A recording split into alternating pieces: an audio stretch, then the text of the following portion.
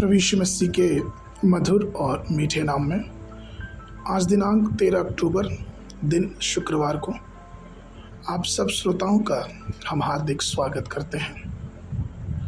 आज के दिन के लिए जो वचन है लिया गया है पहला थिस्सलुनीयों की पत्री उसका 5 अध्याय 23 पद।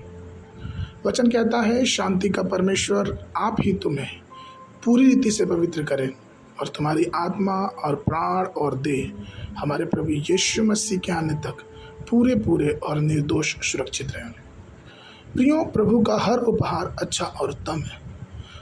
वह वही है जो हमें पूरी रीति से पवित्र करता है और हमें अंत तक निर्दोष बनाए रखता है।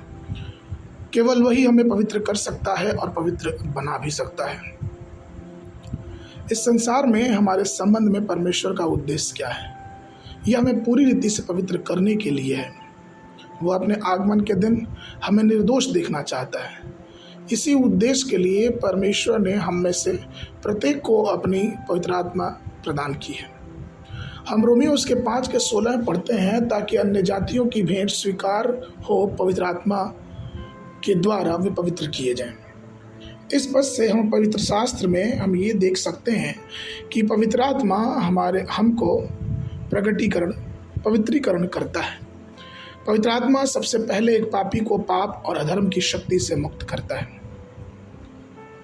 जब प्रेरित पतरस ने उपदेश दिया तो पवित्र आत्मा ने सुनने वाले के सभी लोगों को शक्तिशाली रूप से प्रेरित किया और सुनने वालों के हृदय छिद गए और उन्होंने पतरस और बाकी प्रेरितों से कहा कि ये साहिबो, हम उद्धार पाने के लिए क्या करें? इस तरह का अद्भुत परिवर्तन सिर्फ पवित्र आत्मा ही कर सकता है। दूसरा, पवित्र आत्मा उन लोगों को पाप पर विजय प्रदान करता है और उनको छुटकारा देता है जो प्रभु के वादे पर विश्वास करते हैं, क्योंकि परमेश्वर का वादा है कि पवित्र आत्मा के द्वारा तुम सामर्थ पाओगे। प्रेरितों उसके 1:8।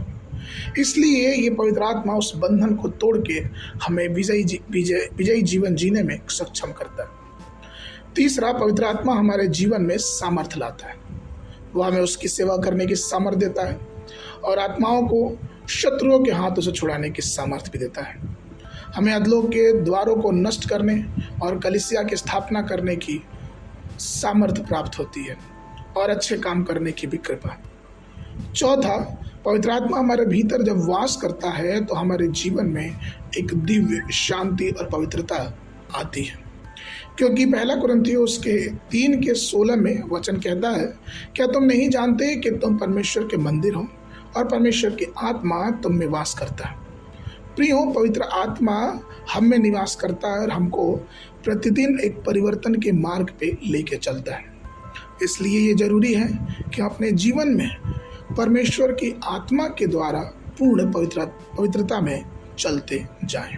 आज के मनन के लिए दूसरा कुरिन्थियों की पत्री उसका 3 अध्याय 18 पद।